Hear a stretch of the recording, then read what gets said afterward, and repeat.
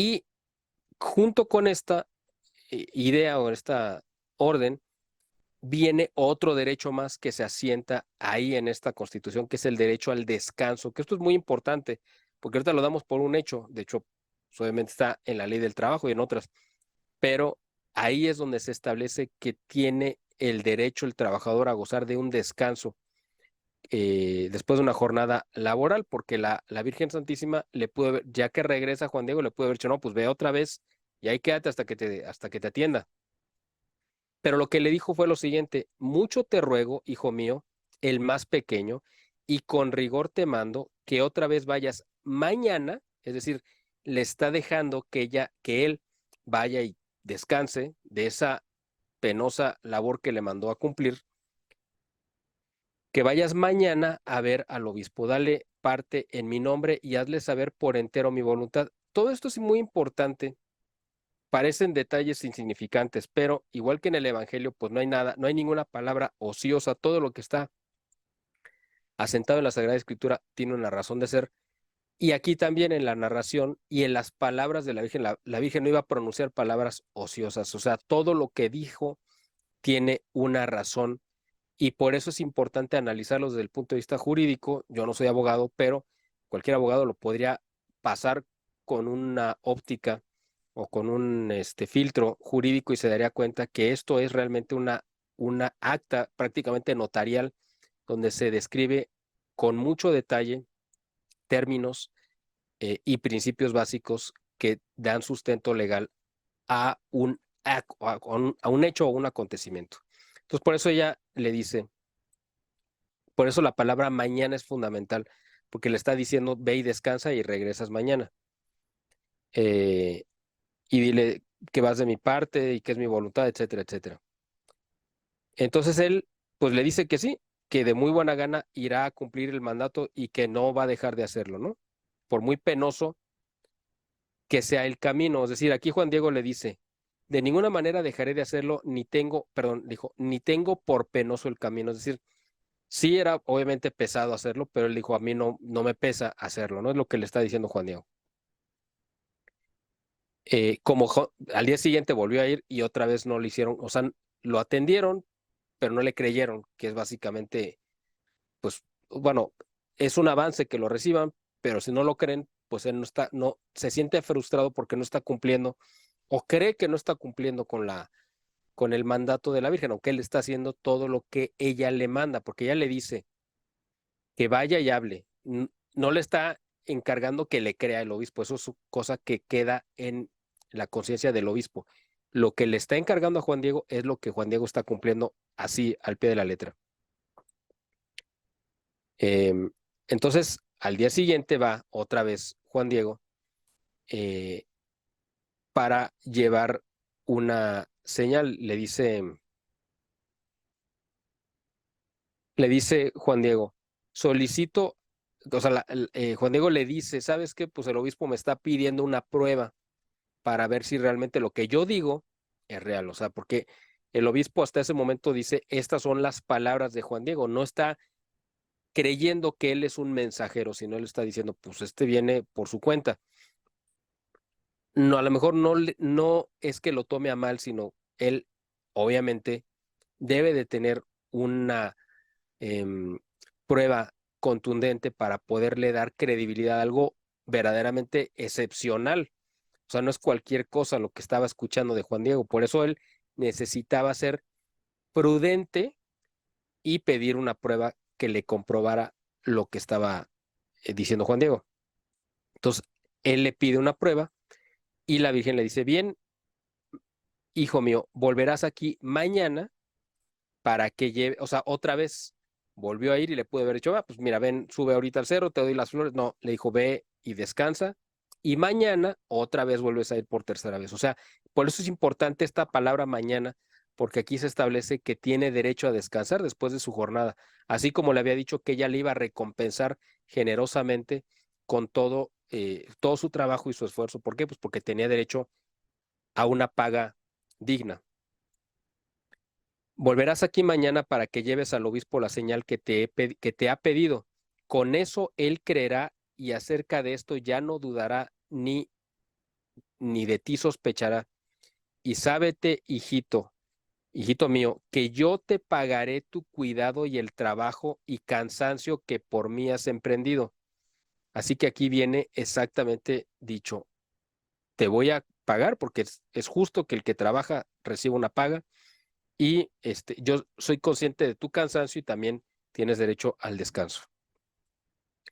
Entonces resulta que el día siguiente, cuando Juan Diego tenía que regresar por la prueba, pues es cuando su tío Juan Bernardino se enferma de muerte y entonces él pues dice, yo tengo un compromiso con la Virgen Santísima, pero mi tío me está pidiendo en su lecho de muerte que vaya a traerle un sacerdote, entonces voy a ir.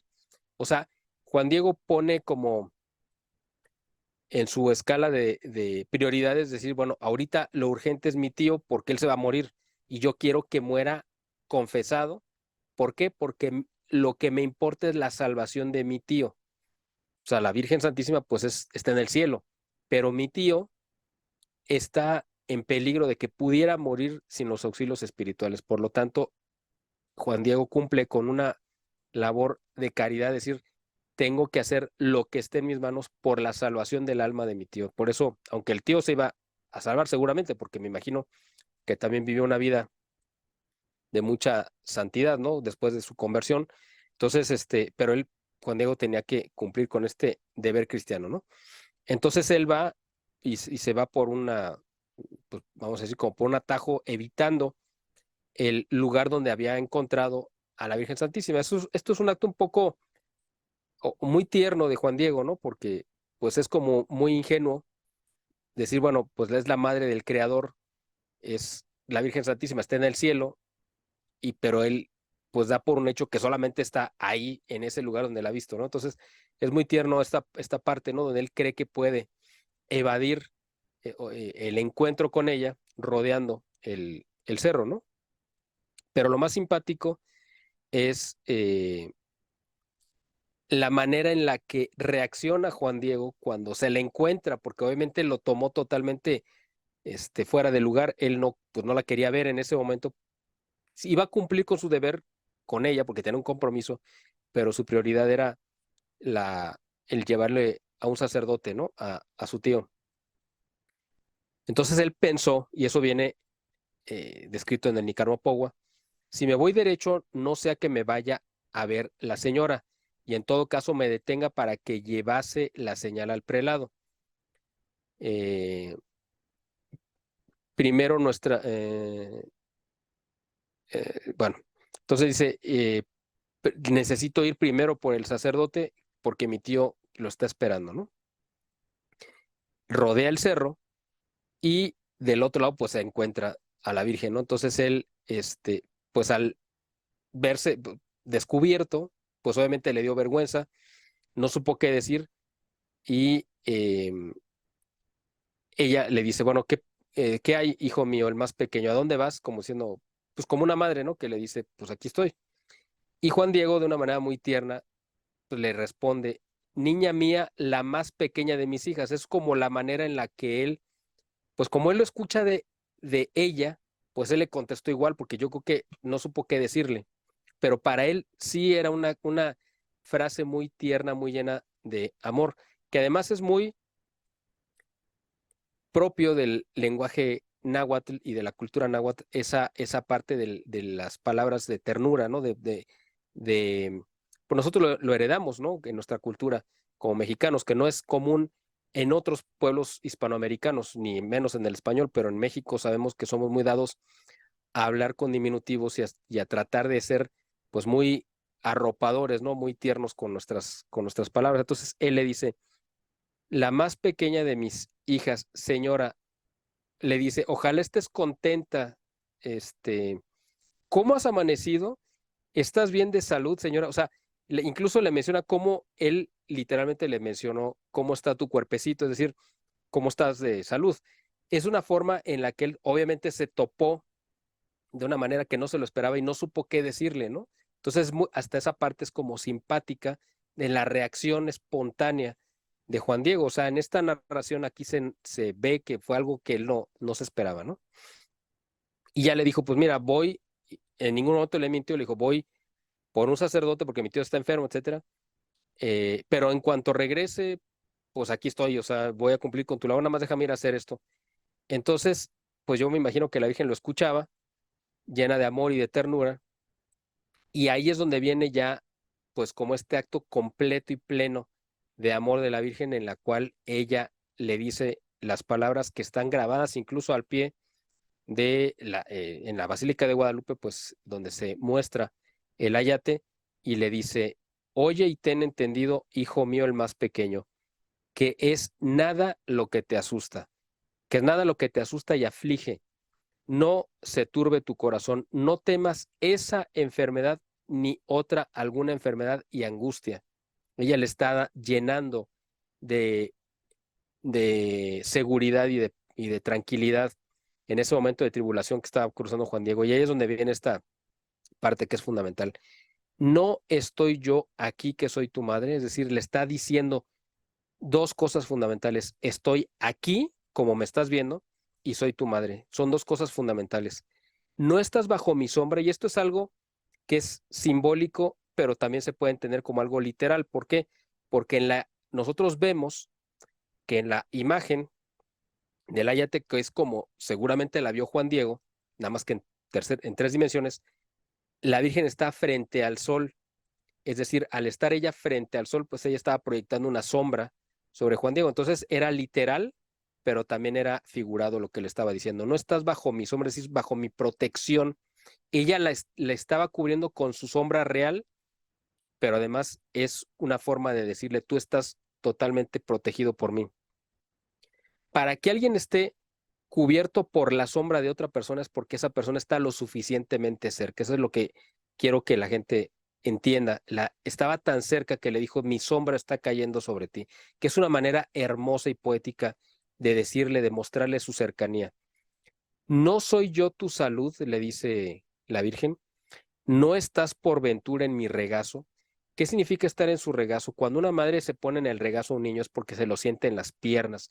O sea, ya no hay forma de que esté más cerca de una madre que estar sentado en las piernas, recostado en su pecho, en su regazo. Es decir, no hay forma de que haya más cercanía entre una madre y un hijo que ponérselo en el regazo. ¿Qué más has de menester? ¿Qué más necesitas? O sea, le dijo, aquí está la plenitud, no necesitas nada más. Que no te inquiete otra cosa y ni te aflige la enfermedad de tu tío, que no morirá de ella. Eh, Estás seguro que ya sanó. Y es una declaración en la cual Juan Diego le entrega plenamente su fe a las palabras de la Virgen. Le cree absolutamente, no lo pone en duda. Tan no lo pone en duda. En ese momento, además, se estaba curando el tío, ¿no? En ese momento que ella le estaba diciendo lo mismo. Y es muy probable que la Virgen se estuviera apareciendo a los dos en el mismo momento, a Juan Diego diciéndole está curado y al tío Juan Bernardino en ese mismo momento diciéndole, pues cuando le revela el nombre, ¿no? El nombre de ella. Entonces, en ese momento quedó sellado por un hecho sobrenatural, el primero, o sea, el milagro de la salud, que todo lo que le había prometido la Virgen a Juan Diego era real. Es decir, le dio una prueba de que su poder sí era real y que sí tenía la potestad que Dios le había concedido para otorgar la salud. Es decir, sabemos que los santos, los ángeles y la Virgen Santísima, pues son intercesores, pueden obtener de Dios favores extraordinarios. No los hacen ellos, obtienen de Dios, pero Dios le concede ese poder de ser la principal abogada y que cualquier cosa que la Virgen Santísima le pide a Dios, Dios se la concede. ¿Por qué? Pues porque sabe que lo que le pide ella, pues son cosas buenas. Entonces, aquí quedó materializada la promesa con un hecho concreto, palpable, además en el que hubo testigos, ¿no? De la curación sobrenatural del tío Juan Bernardino. Entonces le dice la Virgen Santísima que suba al cerro y le dijo, allá donde me viste la primera vez, ve y ahí hallarás diferentes flores, córtalas, júntalas, recógelas y enseguida baja y las traes a mi presencia. Esto es muy importante. ¿Por qué le dice que vuelva a ir ahí arriba? Porque la primera vez que se vieron, pues no había nada. Es decir, Juan Diego vio, lo narra en el Nicar Mopogua, pues que vio como flores que parecían piedras preciosas, que brillaban, que tenían pues un fulgor sobrenatural, igual que lo que escuchaba, pero me imagino que en cuanto terminó la aparición, pues ya quedó todo llano y seco como estaba. Era el invierno, estaba todo seco y además es un terreno, si ustedes lo conocen, el Cerro del Tepeyac, pues digo, ahorita está muy, muy bonito porque está hecho para los turistas, pero atrás hay una parte que está como estaba, tal cual. Entonces es una zona semidesértica, seca, etcétera. Entonces él sabía, porque había estado ahí 2 días antes, pues que no había nada, estaba todo seco, no había flores. Entonces le dice, ve ahí y las flores que encuentres las vas a recoger. Entonces para él, en el momento que iba subiendo, quizá iba pensando, pues cuáles flores, pues si hace 2 días que subí, pues no había nada, ¿no? Pero aunque lo pudiera pensar, no lo dudó y obedeció. Es importante, le da órdenes precisas, córtalas, júntalas, recógelas, baja conmigo y las traes a mi presencia. Porque le pude haber dicho, pues recógelas y llévaselas al obispo, porque solamente las flores eran prueba suficiente de lo sobrenatural, porque ni se daban ahí y no se daban tampoco en esa época. Solamente con haberle llevado las flores era la prueba, porque Juan Diego no tenía forma de haberlas conseguido de otra manera. Pero le dijo, no, tienes que traérmelas. Entonces fue Juan Diego, obedeció exactamente tal cual, las cortó, las juntó y las echó en su manto y bajó y se las trajo a la señora. Eh, Esto es muy importante porque dice en la narración que este, le dijo, hijo mío, el más pequeño, esta diversidad de rosas es la prueba y señal que llevarás al obispo. Esta fue la misiva, o sea, la carta que le manda, ya ahora sí, material como prueba que pedía el obispo. Pero es muy importante porque la narración dice que la Virgen acomodó las flores, las acomodó en el regazo. ¿Qué significa esto? Por eso digo, no hay palabras ociosas. A lo mejor para usted y para mí y para la gente que haga favor de vernos, pues no tiene mayor significado que las haya acomodado. O sea, pues Juan Diego las cortó y se las puso como, pues como sea, ¿no? Al final de cuentas.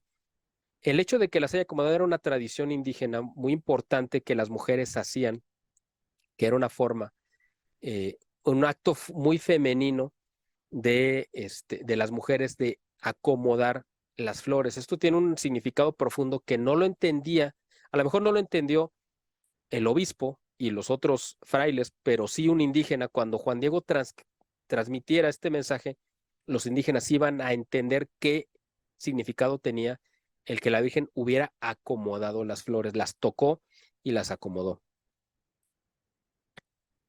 Entonces le dice, le dirás en mi nombre que vea en ellas, en estas flores, mi voluntad y que él tiene que cumplirla. O sea, ya no le dice, ya no puedes dudar porque aquí está la prueba que tú estabas pidiendo. Y le remarca esto que es fundamental, tú eres mi embajador muy digno de confianza.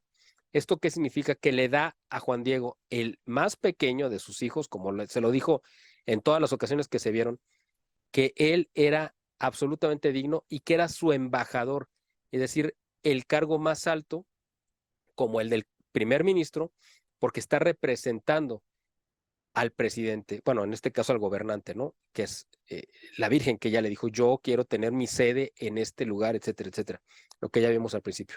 Entonces, va Juan Diego a cumplir con esta orden ya como embajador designado directamente por la Virgen, que lo había sido, pero ahora, por si había alguna duda, se lo remarca. Cuando menos así viene en el Nicarmopogua, que es la narración literal de lo que Juan Diego le contó a Antonio Valeriano. Pero le dice otra cosa, rigurosamente te ordeno que solo delante del obispo despliegues tu manta y descubras lo que llevas. Contarás bien todo, dirás que te mandé subir a la cumbre del cerrito, que fuiste a cortar flores y todo lo que viste y admiraste para que puedas inducir al prelado, es decir, convencerlo de que te dé su ayuda, con objeto de que se haga y erija el templo que he pedido. Entonces ya, pues él iba contento, y muy seguro porque ahora sí ya traía las pruebas que le había pedido el obispo. Iba apretando obviamente su ayate para que no se le fuera a caer. Cuando llega al palacio, salieron al encuentro el mayordomo y otros criados del obispo, y les dijo pues que necesitaba verlo, pero ninguno de ellos le quiso, pues ahí lo volvieron a decir, ay, otra vez viene ¿no? Pero como vieron que traía algo, pues obviamente les llamó la atención, que querían ver qué traía, entonces quisieron, por curiosidad, asomarse, pero él no los dejó, aunque como eran muchas flores, algunas se asomaban. Entonces, en la narración dice que cuando ellos quisieron tomar con sus manos las flores, estas como que se desvanecían, como que de ser, de estar en tres dimensiones, de repente parecía que estuvieran mmm, hechas con hilo, se me fue la palabra, Como digamos que holograma. grabadas o bordadas Ah, en la tela. Es decir, pasaban de tres dimensiones a dos dimensiones. Entonces, esto los impresionaba porque era algo obviamente que no habían visto. Y si nosotros en el siglo XXI lo viéramos, pues nos impresionaría igual. Porque con toda la tecnología que tenemos, pues yo no conozco a alguien que tenga la capacidad de hacer eso. En un video sí, porque hay efectos especiales, pero en persona, alguien que pueda tomar una flor y convertirla de tres dimensiones en un bordado y luego que vuelva a aparecer, pues eso no se puede hacer. Entonces ellos quedaron tan impresionados que fueron con el obispo a decirle, oiga, acabamos de ver esto. Este indio trae unas flores, pues no creo que hayan usado esa palabra, pero para que la gente lo entienda, pues unas flores mágicas que se desvanecen en el momento que las queremos tocar, pero están ahí, o sea, las vimos, las olimos, pero no las pudimos tocar, se convierten como en bordado y luego regreso. O sea, eso para el obispo pues ya fue como una señal de que algo muy grande estaba pasando. Después de esperar un rato, este, pues él estaba esperando, simplemente que le dieron paso a que entrara con el obispo y en ese momento, pues él despliega ante el obispo, le dijo, esta es la prueba que tú pediste, estas rosas de Castilla son la prueba que tú pediste. En ese momento, cuando ellos ven las rosas de Castilla, para empezar, pues una impresión porque no se daban en esta tierra y si se hubieran dado, pues tampoco se daban en esa época del año. Entonces, pues fue un doble acontecimiento sobrenatural, incluso antes de ver estampada la imagen de la Virgen en el ayate. O sea, solamente esas flores hubieran sido suficiente para convencerlos. Pero repito lo que dije al principio, aquí se completa esta parte de flor y canto. Las flores y el canto fueron las señales que abrieron y cerraron, digamos, este, esta narración, esta descripción, este acontecimiento histórico, para que los indígenas, que sí entendían lo que era flor y canto, supieran que era algo divino, que era algo real, verdadero, que no podía, de lo cual no podía dudarse. Era una verdad absoluta. Entonces,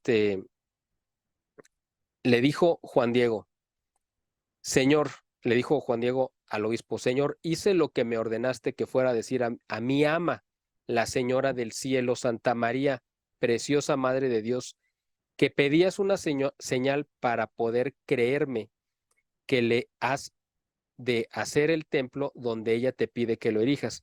Y además le dije que yo te había dado mi palabra de traerte alguna señal y prueba que me encargaste de su voluntad. Ella condescendió a tu recado y acogió benignamente lo que me pides, alguna señal y prueba para que se cumpla su voluntad. Hoy muy temprano me mandó que otra vez viniera a verte, le pedí la señal para que me creyeras, según me había dicho que me la daría, y al punto lo cumplió. Me despachó a la cumbre del cerrito, donde antes yo la viera, a que fuese a cortar varias rosas de Castilla. En ese momento, cuando ellos escucharon rosas de Castilla, hay que entender otra cosa, que el obispo, hasta donde yo tengo entendido, pues no hablaba náhuatl, y Juan Diego, pues me imagino que no hablaba castellano, porque además la narración, todo el diálogo, la Virgen Santísima le habló en náhuatl a Juan Diego. Entonces, cosas que iba diciendo Juan Diego pues, se las tenían que traducir a, al obispo.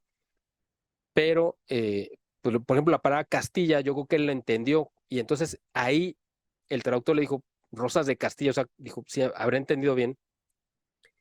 Después, eso yo creo que para el obispo inmediatamente le dio a entender que ya ahí había una señal sobrenatural. Después me fui a cortarlas, las traje abajo, las cogió con su mano y de nuevo las echó en mi regazo. ¿Eso qué significa? Que las tomó, las acomodó lo que había dicho, porque esto es un símbolo indígena muy importante, y las volvió a poner en su regazo para que te las trajera y a ti en persona te las diera. Aunque yo sabía bien que la cumbre del Cerrillo no es lugar en que se den flores porque solo hay muchos riscos, abrojos, espinas, nopales. Él lo conocía perfecto, pues porque era toda su vida había pasado por ahí. Ahí había visto a la Virgen, estaba consciente de que eso no podía darse ahí, por eso sabía que eso era un milagro, era un hecho sobrenatural. Eh, Cuando fui llegando a la cumbre del Cerrillo, miré que estaba en el paraíso donde había juntas todas las varias y exquisitas rosas de Castilla, brillantes de rocío, que luego fui a cortar. Ella me dijo por qué te las había de entregar y así lo hago, para que en ellas veas la señal que pides y cumplas su voluntad. Y también para que aparezca la verdad de mi palabra y de mi mensaje, flor y canto. Él aquí recíbelas y es en el momento que despliega su manto, que él pensaba que traía solamente las flores. Y pues cayeron las flores y en ese momento pues ellos quedaron sorprendidos por ver las rosas y parece, según eso ya se ha concluido con los estudios científicos, que en ese momento la Virgen todavía no estaba ahí, sino que se apareció de golpe, es decir, no es que viniera ya impresa en el momento que despliega, sino en el momento que despliega su manto, caen las flores y en ese momento la imagen, pum, se materializa en el manto para que todos lo vieran. ¿Cómo se llegó a esta conclusión? Bueno, un médico y experto un ingeniero en óptica de apellido Totzman, que me parece que es peruano, estudió el iris de la imagen de la Virgen y ahí es donde él encontró las figuras que estuvieron presentes en el momento de este milagro.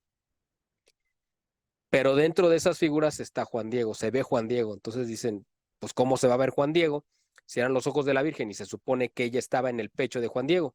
Entonces la conclusión que dice es que pues aparece, es como un flashazo donde la Virgen ve la imagen y luego se estampa. Los ve de frente y luego se estampa. Es decir, ella misma está viendo el ayate sin su imagen y luego ella va y ¡puc! Se planta o se plasma ahí en la imagen. Esto es muy importante porque estamos hablando de un documento oficial, como yo he llegado a la conclusión, que es el Nican Mopogua, que es la narración de este acontecimiento.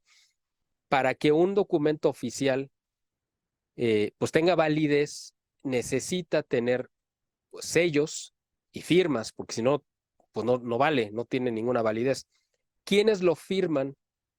Pues los testigos, los que estuvieron presentes, los involucrados.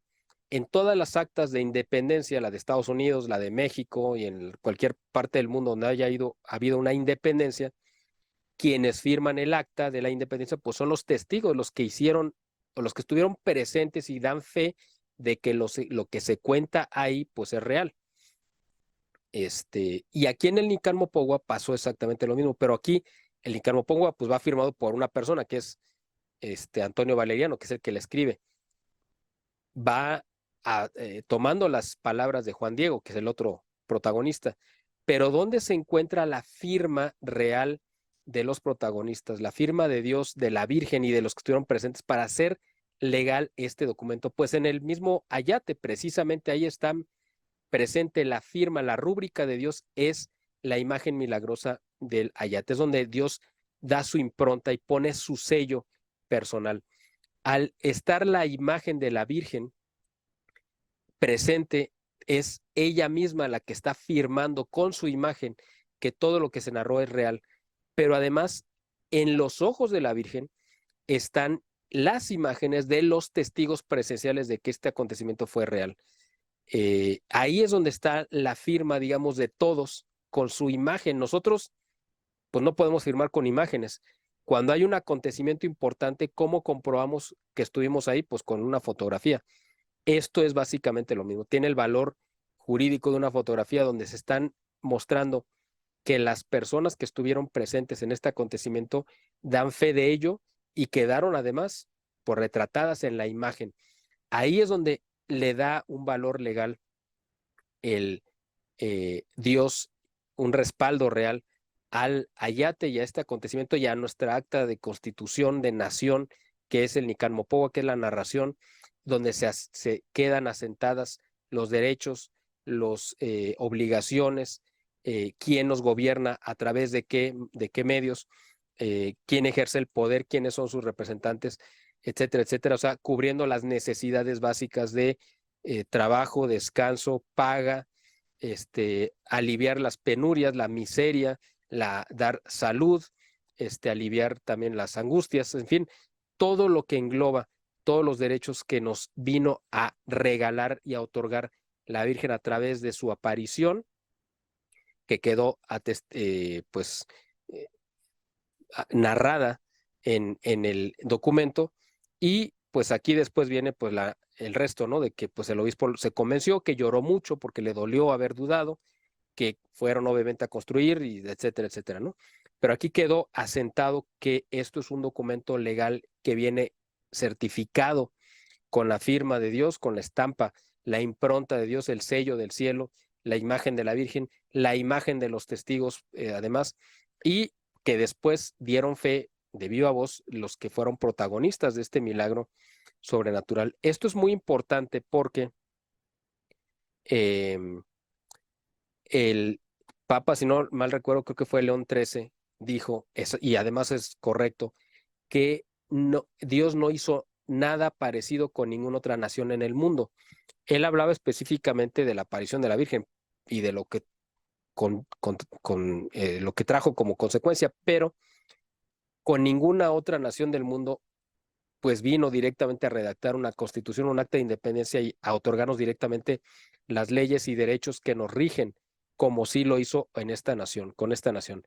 Aquí está el documento que lo comprueba, y por eso se confirma, efectivamente, no ha hecho nada parecido con ninguna otra nación. Nosotros como mexicanos, pues debemos de sentir muy privilegiados, pero también muy comprometidos con lo que vino a enseñarnos, lo que nos da todos los días la Virgen Santísima, ese amor, esa protección, el colocarnos en su regazo, el cubrirnos con su sombra, todo ese amor, beneficio, auxilio, defensa, importantísimo esa parte, la defensa que es la Virgen Santísima, ¿ante quién? Pues ante Dios. ¿En qué sentido?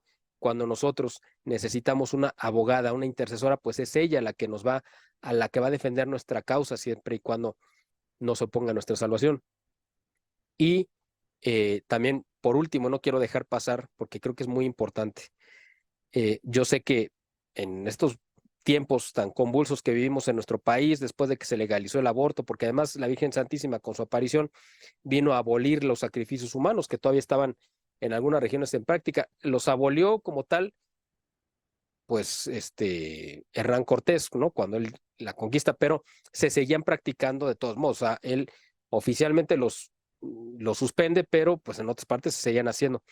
Quien los vino realmente a erradicar totalmente, pues fue la aparición milagrosa de la Santísima Virgen, porque provocó la conversión en masa de millones de indígenas que no habían podido ni ser catequizados ni convertirse tampoco porque no habían entendido la fe. Cuando ellos ven ese ayate que para ellos es pues un símbolo que ellos entendían con su cosmovisión, es un códice que ellos entienden a la perfección. Ellos inmediatamente reconocen en los símbolos que ella es la Madre de Dios, que viene embarazada, que está eclipsando al sol, que está parada sobre la luna. O sea, todos los símbolos que después los mismos indígenas le explicaron a los evangelizadores lo que significaba, y ellos entendieron la maravilla que era como códice la imagen de Santa María de Guadalupe. Pero ahora, pues yo sé que hay quienes dicen como una forma, lo entiendo así o quiero entenderlo así, de tratar de reprender nuestra indiferencia ante la Virgen Santísima, nuestra falta de amor, nuestra falta de coherencia, ¿no? Y de reciprocidad con ese amor que nos da todos los días.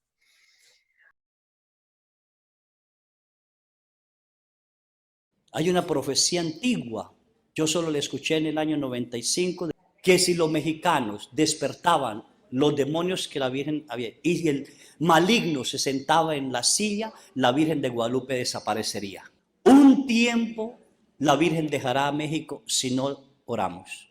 Y será desastroso. Y yo decía, Padre, la tilma, de todo lugar, casa, tilma, lugar, la guadalupana desaparecerá de los corazones de los mexicanos. Sí. Cuando la madre se ausenta, los hijos la valoran. Que la Virgen en apariciones privadas o en revelaciones privadas, lo cual pues hay que tener muchísimo cuidado porque es supuestamente que ella se va a ir, que va a desaparecer del ayate, que se va a borrar su imagen. ¿Cuál es la conclusión a la que yo llego ante esta afirmación que me parece muy temeraria? Pues que es falso. Y le voy a decir por qué. Porque ahí está puesta la firma de Dios y la impronta de Dios, y Dios no se desdice de sus palabras. Dios no cambia de parecer ni su voluntad se puede mover, porque si cambiara, pues ya no sería Dios. Dios es perfecto en sus actos y no puede cambiar una decisión que él ha tomado. Y él tomó la decisión de que esta nación la fundara la Virgen Santísima, en la cual iba a gobernar. Para ello pidió una sede, redactó una constitución, declaró una independencia y le entregó la rienda del poder para que ella lo gobernara. Dios no le iba a quitar la tierra que le entregó, no le iba a quitar a la tierra la gobernante que le dio, y no se iba a desdecir, es decir, no iba a borrar su firma, la firma que nos dio, que está ahí, que va a estar para la eternidad.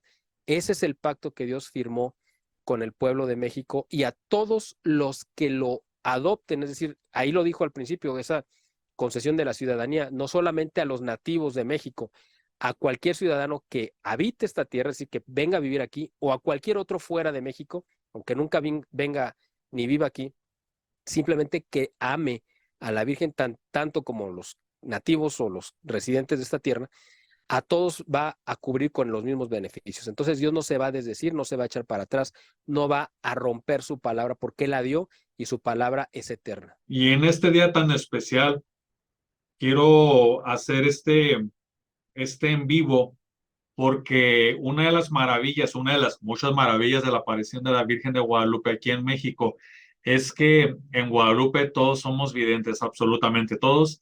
Nadie nos dice cómo es la Virgen, nadie nos dice cómo la vieron, sino que nosotros la vemos tal cual es. Nadie nos puede decir tampoco, ¿verdad?, que es un dibujo lo que estamos apreciando ahí. Nadie puede hacer ese comentario. Nadie tiene la capacidad de pintar, por ejemplo, colocarle, dibujarle 13 personas en ambos ojos en un tamaño aproximado de 6 milímetros. Nadie, ni mucho menos con las técnicas que existían en aquella época. Si ahorita tampoco no es tan fácil dibujar a 13 personas, pues imagínense en 1531. Además de que no solamente se trata de una imagen, yo como comenté incluso en uno de mis videos anteriores, ella está viva en la tilma del Ayate de Guadalupe, ahí en el Cerro del Tepeyac. Está viva, es una aparición, no es que se haya plasmado la imagen y se fue, no. Esa es una aparición. También se dice que hay unos cuantos milímetros que que existe de distancia entre la imagen de la Virgen María con lo que es en sí el material del ayate. Fíjense qué impresión.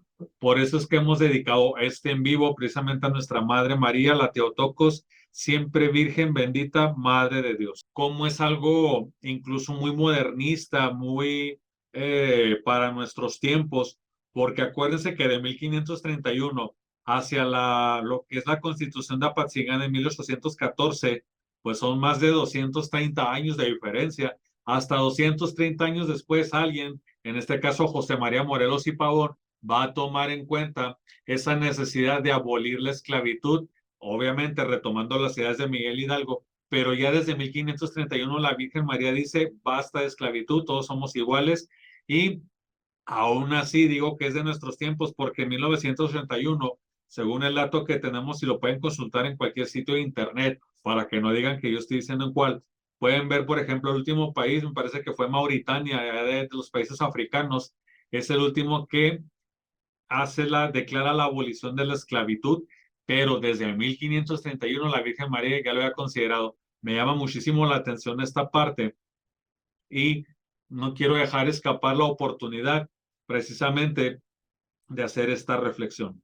Miguel, nuestro saludo para el Boletín de Formación e Inteligencia Estratégica, su canal de VIE, a nombre de Vela Típica. Agradecido con esta entrevista. Muchísimas gracias. No, al contrario, gracias a usted